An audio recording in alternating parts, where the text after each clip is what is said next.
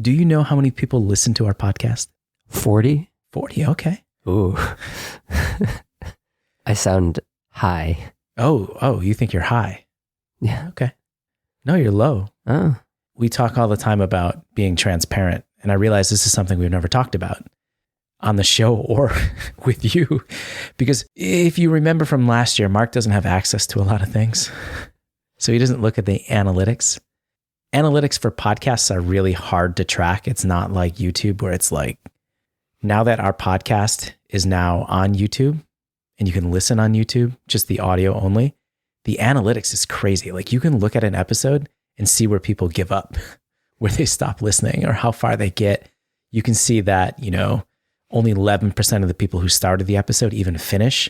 It's neat. It sounds sad. I mean, I just made up a number. Oh. But it might be right. It might be high. Okay, so if not 40, 90. A little higher. 110. I think it's somewhere around 120. Okay.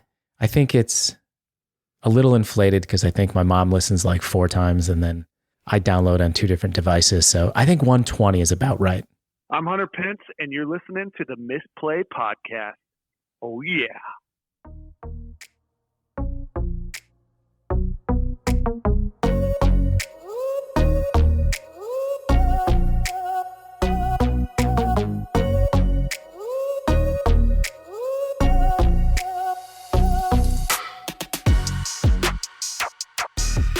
Hello, and welcome to the Misplay, where we don't follow Board Game Casual's recommendations and buy a dice rolling tray. My name is Mark. My name is Jason. And Mark, I can't stop playing Can't Stop. I love the simplicity of this game, and I've made you play with me. It's a dice rolling game where you are trying to press your luck and roll certain number combinations until you can get to a certain point and then you can stop. I didn't buy a copy off Amazon and I just made it at home. And I don't know if I'm breaking an unwritten rule or not, but I've been playing Can't Stop at home because the Amazon copy for some reason is $40 and there's not a lot to it. I can just play with some meeples and I created a board. Aren't you not allowed to say meeples? Yeah, that's right. But you don't need much. But I feel like I've been talking about Can't Stop so much in Discord, on Blue Sky, on the podcast, that like this is free advertising. I think we're even Stevens here. But I need a dice tray because I've been rolling the dice on the table and they're just going everywhere and it's loud. So I really need a dice tray is my point. How high are you throwing them from? It's not too high, but I got a little flick to my wrist. I want a good roll. You don't want to just like set them down. That's not fun playing games, like just shaking your hand and like setting it down. You gotta give it a little roll. I don't have a big table. They roll off. That's not a feeling that I'm really chasing in my gaming. How the dice feel when they leave my hand. Oh no, that's a thing. Not for me. There's some people in team who don't even want dice in our game. I'm pretty anti-dice in Animal Kingdom. Okay. Today on our show, we're going to be talking about our very first of the season. So our very first Animal Kingdom playtest this year. We also have a Misplay of the Week and quotes from the notes. I like saying that. That's why it's there. You like a good rhyme? Yeah, you like a good rhyme. Before we get into that, today's episode is sponsored by Rebel Raptor Games. Rebel Raptor Games is an indie board game publisher focused on making games that are perfect for kids and new players, but are just as fun for seasoned gamers. Their first game, Raising Rabbits, launches on Kickstarter in March. Follow them on Instagram at rebelraptor.games or visit rebelraptor.com to join their mailing list for exclusive updates. Misplay of the Week, brought to you by Rebel Raptor Games. Best bumper you've ever done. Thank you. You may be playing Can't Stop. I've been sick and playing Balatro. Yes. So, are you familiar with The Mouth? It's one of the boss blinds. It's the one that says you must play the same type of hand for the whole hand. Yes. Okay. So I'm playing a Flushes deck that is going pretty well. Now, let me ask you, 95% of my games are Flushes deck. Is it because I'm a beginner? I don't know. I still force it probably more than I should. I also like Full House and Two of a Kinds. Okay. But I was playing flushes with a deck that I hadn't played with very much and had my deck pretty well set up. I think I was in the 5th ante. Get to the boss blind. It's same hand for the whole ante. I coincidentally drew a straight flush and a flush and like selected my cards and was like, oh, I can play a flush. And then I saw the straight flush. I know where this is. Yeah. So I was like, oh, I'll just play the straight flush. It scores big. It's fine. Play the straight flush. Look at the boss rules. Yeah. When I play my next flush, I never hit another straight flush. Game over, man. It was brutal. All of our misplays could be Balatro for the next year. I feel like I have so many mistakes in that game. There's just so many things that you can do wrong. I think the hard part for me with Balatro would be I don't know what the misplays are because I just don't have a solid enough understanding. Math. It hurts my head. I want to say it. You want to say it at the same time? Sure. Quotes from the notes. That was good. Bad. So the idea with this segment is we have a weekly meeting with the team, anywhere between 4 and 7 of us, and we take notes. Like, it's official. In fact, this week's notes say Jason was only there for 5 minutes. It's in the notes. It's true. I had a prior engagement this week. Very important one. And it was really great because I got to go back through the notes. I was reading the notes to see what I missed this week, and it allows me to catch up. It allows me to see what people are thinking about the game or, the business related things that we're doing in the background as well. And I just had this idea that quotes from the notes sounded cool, and it could be something we talk about on the podcast. And you selected a quote from the notes this week. Hippo cards have been very controversial in the early stages of developing Animal Kingdom. I'm So Bad kind of identified in the original version of the game where each player would take a turn, collect some things, and then the next player would take a turn. Hippo cards were a sore thumb to I'm So Bad because if you wanted to undo what the other person had done, you're essentially just like hating on one person and not progressing your game plan. So in our first playtest, I'm So Bad kind of identified hippo cards are terrible things to play, and he didn't play them throughout the game. Watched all of us and laughed and won the game easily. But hippo cards are something that Jason feels very strongly about being in the game. Am I wrong? You're not wrong. So Mark and I, we've been talking about where the game is currently at. And I have said to Mark several times that I'm hoping the game completely changes. It can be something radically different than it is right now, but hippo cards should still be in the game. I really like the hippo cards. I really like that they are a form and they have a play on, it's kind of a pun with opposition, hippo, oppo, opposition being things you play on your political opponents to kind of sabotage them, right? That's what they call it in political lingo. Oppo, hippo, and hippos in nature are very aggressive and it fits perfectly. It's the only thing I want in the game. So we've been trying to problem solve for how to make hippo cards useful or have some utility or be a modal thing that doesn't pigeonhole you into just ruining somebody else. At one point, somebody had the idea of, well, what if hippos were counterspells? To which our quote from the notes comes from, I absolutely hate that idea. Counterspells are the least fun thing you can do. I'm So Bad. I'm So Bad is one of our playtester developers who probably has the widest breadth of gaming experience. I think he plays the most games. He spends probably the most time thinking about games. He's done a little bit of amateur design by himself. He has a friend group that he plays with and plays their games.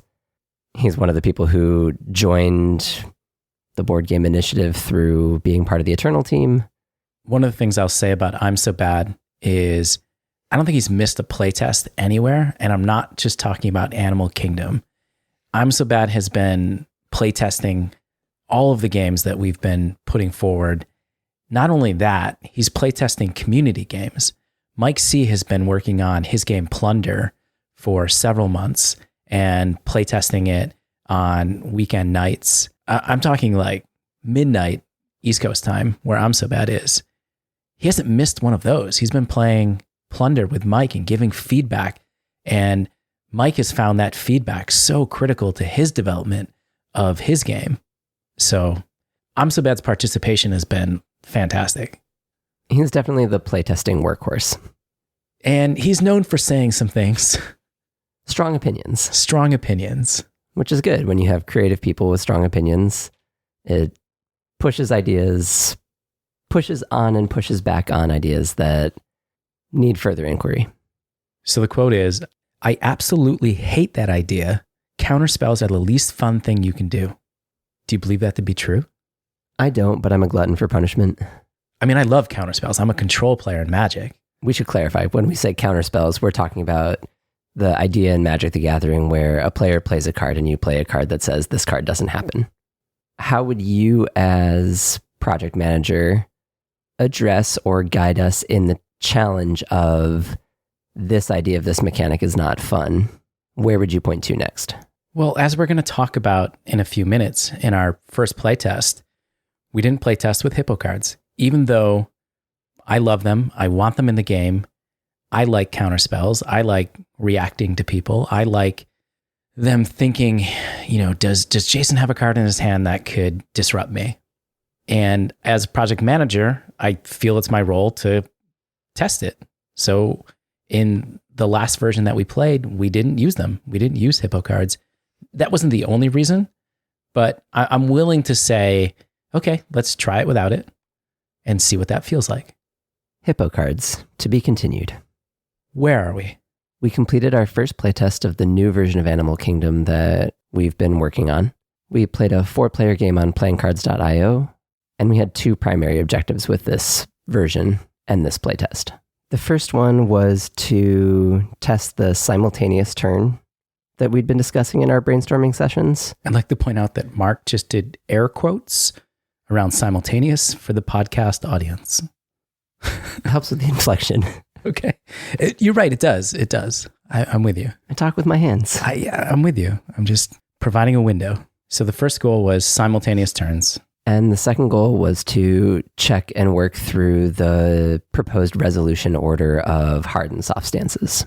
Hard stances were lines that players could take that strongly moved voters to their likely or leans pile and marked their character as having taken that stance. And they pulled from other people as well, hard stances. Yes. Soft stances are more flexible. They were designed to be able to be changed in this version of the playtest, and they could only draw voters from the center. So I want to paint a little bit of a picture for the audience and give some context. If we go back to our playtest, our original playtest last year, there was a sequence that we knew we didn't like. It was not a good player experience. So the way the rounds worked, everybody took their own individual turn in a round in an order. So first player plays a card, and let's say they draw all the swimming animals in front of them. Then the second player plays their turn and steals a couple of the swimming animals. The third player plays a hippo card, and so 2 more of the swimming animals in front of the first player go away. And then player 4 plays a stance, and now all of the swimming animals come to player 4. So player 1 has taken their turn. They thought it was a good move. It was powerful. They took 6 things in front of them. But by the end of the round, there's nothing left in front of them. They don't have anything. And it's just a bad experience. The round is over. They have nothing to show for it. That's not how we want the game played. Meanwhile, player 4 got to react to everything that has happened, and they have the benefit of already knowing what the other players are going to do. And so they're not affected. So as an alternative, we tested playing our cards for this playtest at the same time. For simplicity, we did remove hippo and wild cards for the playtest because, as Mark said, we just wanted to understand how hard stances and soft stances would now work in relation to each other. So the revised solution for how players selected their move for the turn and revealed was we came up with everybody selected their move at the same time.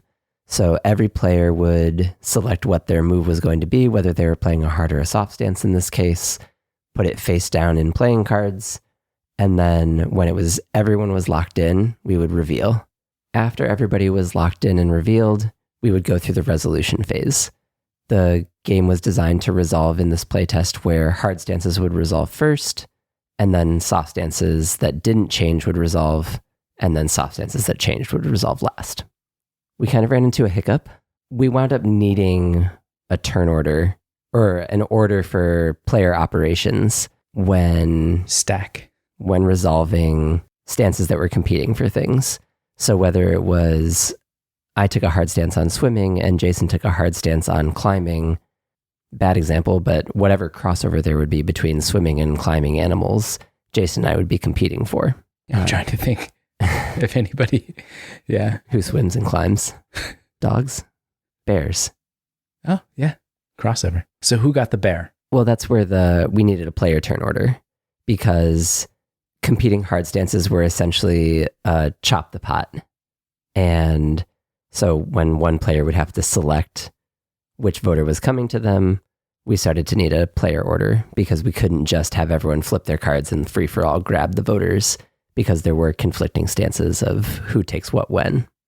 So the reveal was simultaneous, but there was a turn order in selecting how voters were allocated. The first time we all flipped over our stances, we're like, well, who goes first? How do you do this? And there were some good discussions with the team to try to figure out who should go first. Should it be, there's a token that moves around. A lot of games have this, a first player token, and it moves around throughout the game. There could also be, well, it's by, whoever has the least amount of voters banked. Like that could be an alternative way to do it. Because I don't love the idea of passing a token around and be like, whose turn is it first? Okay, you get to do that first. I want less little things in the game like that we have to manage. Because I think just for like a millisecond, it takes away a little bit of the fun. Mark's pondering. Create strategy, right? If you know you're going to be, it's the same way poker players play. You play based on position and not necessarily your cards sometimes. Yeah, I'm not sure. How many games do you play where you have that floating token? I feel like it's almost a standard practice in games. It is. There's quite a few that I can think of that have it. That might be something we have to come back and discuss as a team later, because that is what we ended up on. We wound up with the player marker that moves every turn as the deciding factor, because we needed to make a decision in that moment, because we needed to unbreak the game so that we could complete the playtest. I like that term, unbreak the game. So that conflict also happened when we had soft stances as well. One of the things that we had to try to do with soft stances for this test, I am still of the mind that when you play your soft stance card, it's blank, there's nothing on it, it just says soft stance. You shouldn't have to say what your stance is until it's your turn.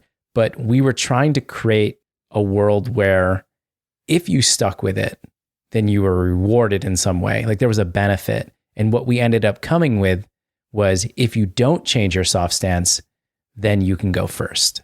Then you have first pick. And so what we had to do when we played soft stances is we had tokens that we would then set on top of it at the same time. Yeah. So the largest success coming out of this playtest was the refining of the simultaneous reveal and the resolution order.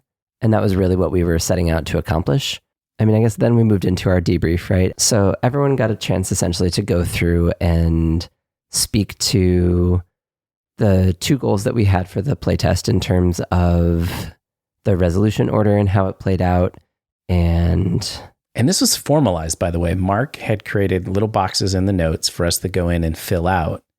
This was one of the 7 Mark Katz steps for playtesting. It is part of our playtest practice. Protocol. Procedure. I think that was the word we used. Throwback to season 1. But so everyone got to share and reflect on those 2 questions, and then share any additional thoughts that we asked players to hold off, because we really do want to make sure that our playtests are focused on the questions that we're trying to address. But we also didn't want to shoot down ideas or things that needed to be addressed in other areas. And so that's what the after... You had a second box for that. Did I? You did. There were 2 boxes. I'm going to go to my notes because I haven't read them since I wrote them. This was a few weeks ago. So in my box, I had written, game is more interesting. Planning out turn ahead of time becomes interesting. The social deduction element comes out and played in the strategy. Simultaneous, in quotes, turns make sense. Resolution order, soft stance became a lot weaker. Hard stances carried the day in this reduced version. So we only played a few rounds. So it was clear, though, that hard stances were still quite powerful. I was really worried about that. I remember the first time I saw in the notes that we were going to have hard stances resolve first, and I go, man, that feels like a nerf because I want you to make your soft stance play, and then my hard stance pulls it away from you. Ha-ha! But probably too powerful. And that was something that Peter addressed in his feedback and comments from the playtest also. He wondered how a longer game would have affected how aggressively people played their hard stances, since I don't think we played more rounds than there were hard stances in hands, and we weren't playing with a way to add more cards to your hand in this playtest. I'm So Bad really liked the simultaneous reveal after the troubleshooting of the turn order worked out. Did feel that there were other things to explore if we wanted to, but that this solution worked well. I always like Scott's notes. One of the things that Scott said was, how much does this resolution slow things down? It feels like a lot of tedious figuring things out, but maybe it's a net positive versus sequential turns. How much does intentionally picking slow the game down? Because what was happening was we were like, okay, so it's my turn to go and I get to pick climbing animals, but there's 5 with climbing traits. Mark has said that he's going to grab nocturnal animals. So I should actually find a climbing animal with nocturnal and pick that first, because then Mark can't take it from my pool. So there was a lot of like, okay, what am I going to do? He's doing that. They're doing that. Okay, I should, which one makes the most sense for me to grab first? I can remember a misplay I made in the game where I pulled the wrong animal, essentially. Like, it would have still been available to me at the end of the round because nobody else could pull it, whereas I should have taken something from somebody else. Just to clarify a little bit of the description about why we were selecting these voters between players, when there were stances that were competing with each other, this is that turn order piece, right? So the first player who had the opportunity to go first would select theirs. It was part of the resolution process. And so Scott is looking at that as that piece for time, right? My personal biggest takeaway was there's still too much information on the cards. I think 19 traits is too many by a lot. Peter said the same thing. I'm looking at Peter's notes. We'd like to have far fewer traits, maybe 7. Yep. I think we're down to 12, possibly going to 9. Because we've said it over and over again. We don't want this to be a counting game where you're just looking around at the table and saying 1, 2, 3, 4, 5, 1, 2, 3, 4, 3 of that. If that's what the game is, it's not going to be fun. Which leads us into kind of the next section of our debrief where we talked about areas for adjustment. This was the space that we created for all the ideas that we asked people to hold off on during the playtest. This is the time that people were able to share less confined ideas about what to bring in or what to change or what they'd like to see in the game. Jumping down to, in that section, what I said, Mark, I had said, it's still counting. We don't have the animal or political feel. There could be a separate mechanic that controlled the turn order and priority. And I wrote at the bottom, need sabotage, hippos, kind of bringing us back to the beginning there, but I want hippos. Some of the other prevailing feedback was we've talked a lot about as a team of bringing character cards into the game, where players would have unique identities that granted them specific abilities that would affect the way that they're able to play and interact with voters and or other players. So that's kind of one of the things that we put as forefront for next steps. Yeah, that was one of the original ideas, when Ryan and I talked about the game way back when. And we've been really patient on putting that into the game, which I think is good. Because I think trying to lead with that would have been challenging. But it's great to see that we're moving towards that and people think that is something that the game should have. Here's a note from I'm So Bad that I know you're going to want to talk about in a future episode is limitations of playingcards.io. That's something that Mark has brought up before that we need to talk about. It should be part of the show. we should be talking about how we're limited with what playingcards.io allows us to do.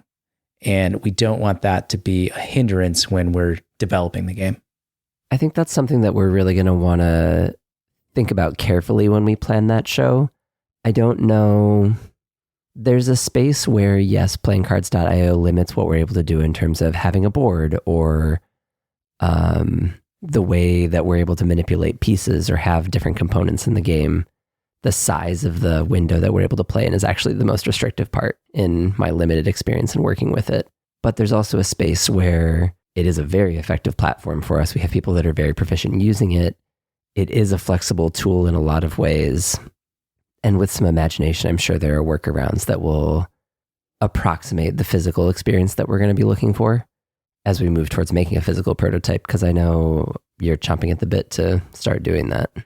Absolutely. Yeah. The last piece of the debrief kind of looked at some of the larger questions that are still kind of hanging over the game's head. What type of game is it? I hate to say what's the feel of the game.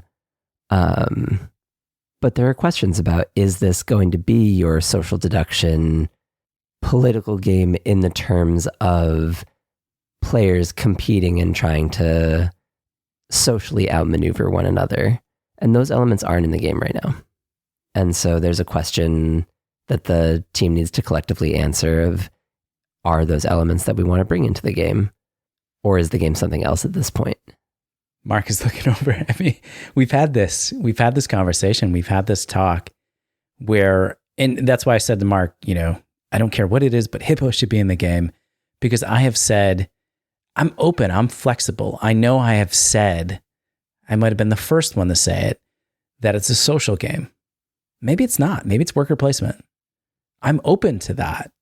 And I don't want to rule anything out at this point, but I understand how that sort of brainstorming also holds us back a little bit, because we don't know what ideas to use, because we don't know what our game is yet.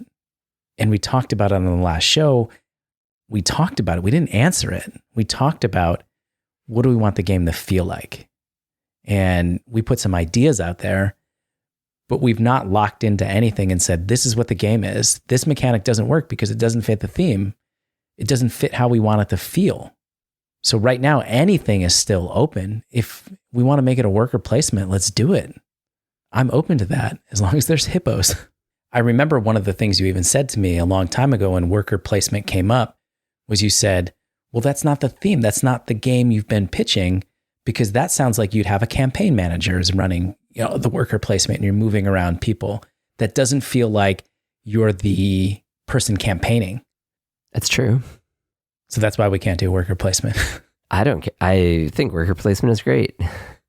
I'll be curious. I think we have a proposed agenda for our next group meeting, or our next team meeting, of kind of going in and discussing a little bit of our gaming histories, sharing a little bit about our thinking about games, what's interesting to us about games, to try to build a little bit more understanding among the group of where we're coming from in terms of our gaming experience and or design experience, and might help us merge kind of the collective thinking in a way that allows us to make some of those decisions collectively about what type of game it's going to be.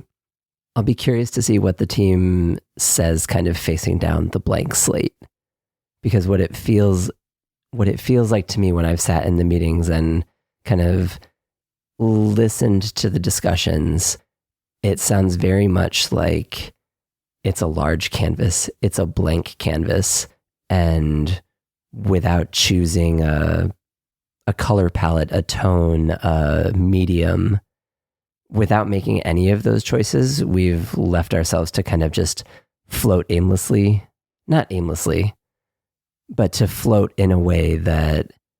Well, I think you said it, I think you had me say it really well on Blue Sky. I asked the question that there's a lot of success stories, you said. You came to me and you said this. You said there's a lot of success stories with solo designers. But do you know of any indie teams that have collaboratively built and launched the game like the way we are? So we're 6 to 7 people working on this game. That's a lot different than even Leonie sitting in her room building Biome, right? I mean, it's way different. And shout out to Nick Bentley, who has already replied, Mark, game designer with Underdog Games and somebody that I follow on Blue Sky, who's always putting out really good conversations about board game design.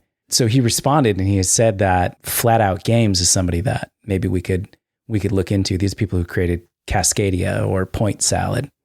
But it's something for us it would be a really good, we keep talking about all these really great podcast episodes in the future, but to sit down and talk to a group of people who've already done what we're proposing to do, what we're going through with, how to collaborate with, a handful of other people would be a really great episode.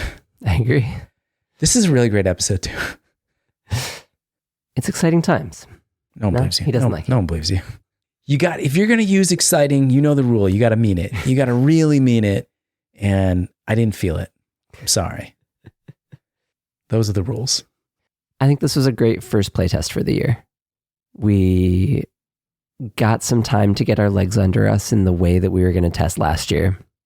This playtest, we really were able to sit down, identify our objectives of what we were working on, play the game, look closely at the features and problems and questions that we were trying to address with the playtest. We took the time, we had the time and availability to assess how the playtest went. From a system perspective, I think it worked really well. And so it makes me optimistic about going forward into another playtest and the next one after that. Because I think two things kind of will have to happen, or two things will be happening concurrently.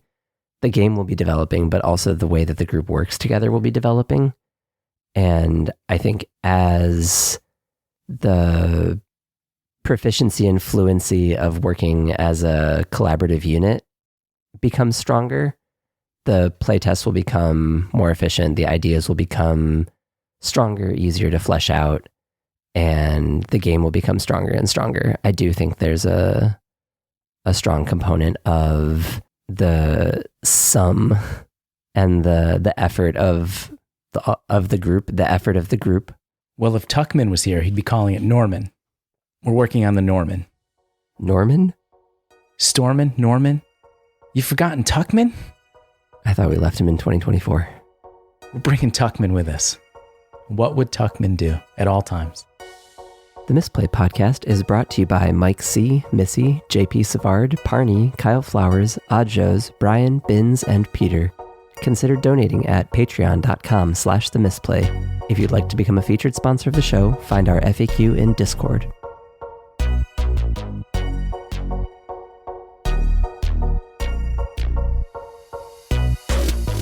Just to clarify a little... Let me do my deep voice here. Just to clarify a little bit, You can't do it while you're laughing. I'm smiling. But why? The audience is like, why is he smiling in the middle of the statement? They don't know the jokes that got cut. They can't see me. How would they know I'm smiling? The same way they see my scare quotes. Yeah.